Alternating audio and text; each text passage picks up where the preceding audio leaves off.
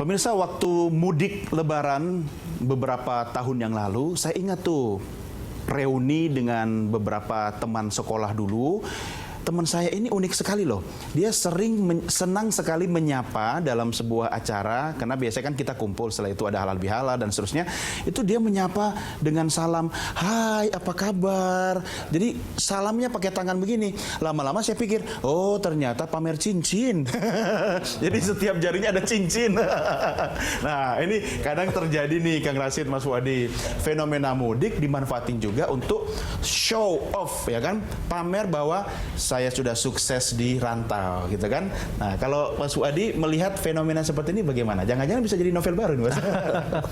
Iya, sebetulnya saya lagi nulis novel tentang ini ya, orang kota kembali ke asalnya dan bagaimana dia melihat interaksi pas itu. banget nih ya. lagi dalam proses. Iya, memang mungkin ada kecenderungan alami juga ya, manusia sudah berhasil di rantau orang, dia kembali untuk memperlihatkan keberhasilannya.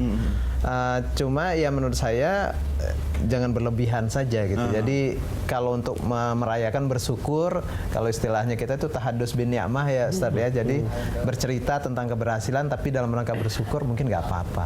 Cuma ya namanya manusia kadang-kadang kan kelewat ya. Dan saya ingat waktu masih di kampung dulu kalau lihat orang rantau itu wah sampai seperti ini. Sampai ngomongnya aja udah kayak orang Jakarta. Lebih Jakarta daripada orang Jakarta gitu ya. Padahal tetap makannya rendang. Iya, makannya rendang gitu. Iya, padahal rendang kan makanan terenak sedunia. Oh iya, benar, kan? benar. Ngapain berubah jadi orang lain gitu kan? Padahal makanan asli kampung sendiri paling enak sedunia gitu. Benar. Nah, ini Kang Rashid, ini kan tergantung dari niat juga ya. Cuma kadang-kadang sering timbul pertanyaan-pertanyaan giliran kita lagi mudik, yang di kampung nanya, kamu sudah apa sekarang? Udah berapa anaknya? Betul. Udah bisa apa? Nah, itu kan yang kadang membuat kita jadi, aduh nanti kalau ditanya gitu kan, itu gimana tuh Kang? Jadi memang itu takut disebut show. Kalau ini kan deki show kan beda. Oh beda, kalau deki show beda. Ini kan informasi yang perlu disampaikan. Kalau pamer kayak tadi betul dengan katakan bahwa menyapa dengan cincin 5 jari gitu ya. Itu baru satu tangan loh. Atau datang pakai Lamborghini. Iya. Kan banyak gunung pakai Lamborghini ke daerah tuh. Pakai truk. Soalnya gini, memang harus dirayakan sih Lebaran tuh.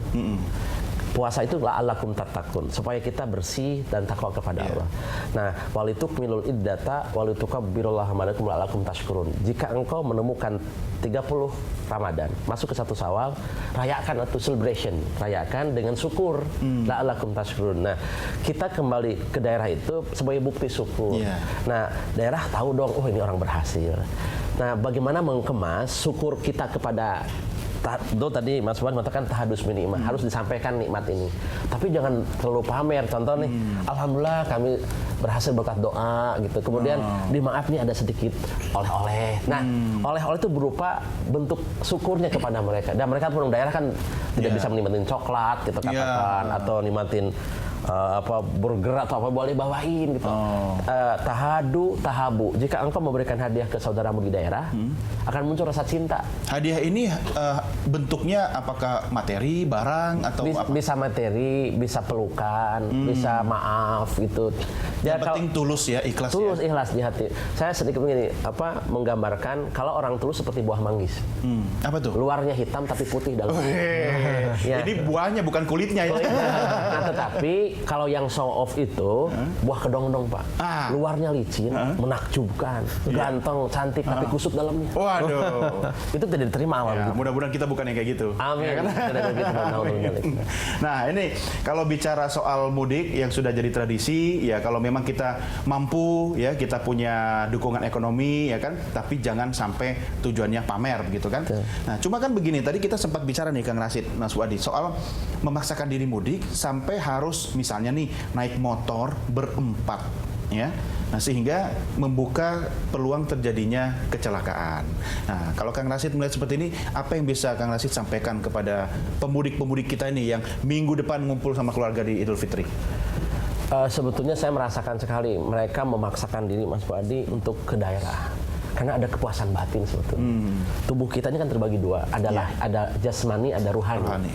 Kalau jasmani makan daging, makan nasi, makan ketupat itu puas. Tapi ada kepuasan ruhani yang lebih melebihi jasmani. kepuasan melihat orang tua, kepuasan melihat kampung sendiri, kepuasan ke tetangga, itu kepuasan yang tidak ada bandingannya. Nah, cuman bagaimana mendapatkan kepuasan rohani itu, kadang orang sampai tadi Mas Fadli mengatakan ada yang pinjem, ada yang ini. Kalau toh, punten sekali, kalau toh pinjemnya dia itu mampu membayarnya, mangga. Itu sebagai ajang sedekah. Kedua, kalau toh nabung dulu, mau mudik, dipersilahkan. Jangan sampai, tetapi niatnya jangan berubah. Karena silaturahmi ini, kalau dia niatnya tidak karena Allah, capeknya aja yang dapat. Capeknya yang dapat, cuman uang yang minjem dapat, capek. Nah, supaya mulus silaturahmi kita, mudik kita mulus dari hulu ke hilir, kalau istilah saya itu Mas Fadi.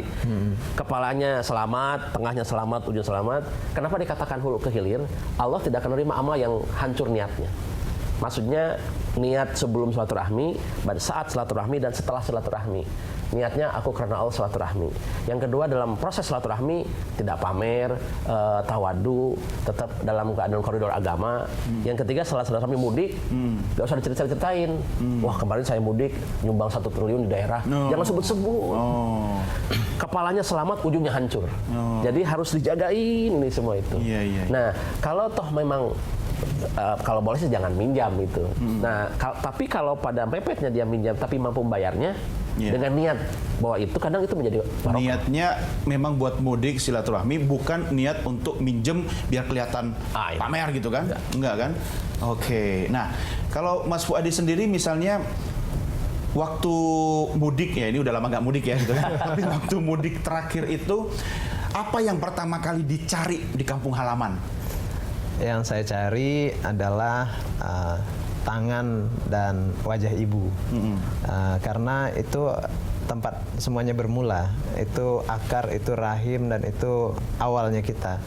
Jadi bagi saya mudik itu ya kembali ke akar, kembali ke asal, kembali ke ibu.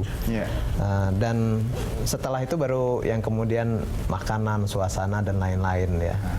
Makanan apa yang pertama?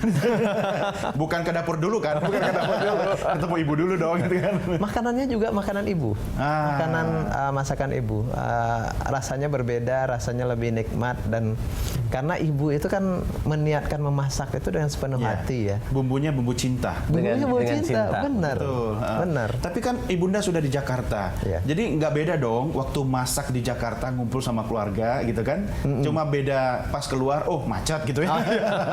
Itu gimana tuh, Mas? Ya, yang berbeda sekali lagi tadi keriuhan tambahan kalau misalnya mudik itu. Dan sebetulnya mudik kalau di dalam rangka Lebaran itu kita menemukan komunitas yang selama ini nggak pernah ketemu, saudara yang jauh semuanya datang. Dan sekarang karena nggak mudik, ya saya hanya ketemu dengan keluarga kecil saja. Paling keluarga mak tuh, pak tuh, dan sekitarnya. Tapi tidak sekampung yang seabrek-abrek itu gitu ya. Oke, baik. Kita break lagi. Kita lanjutkan SMA berikutnya. Pemirsa tetap bareng saya dalam DK Show.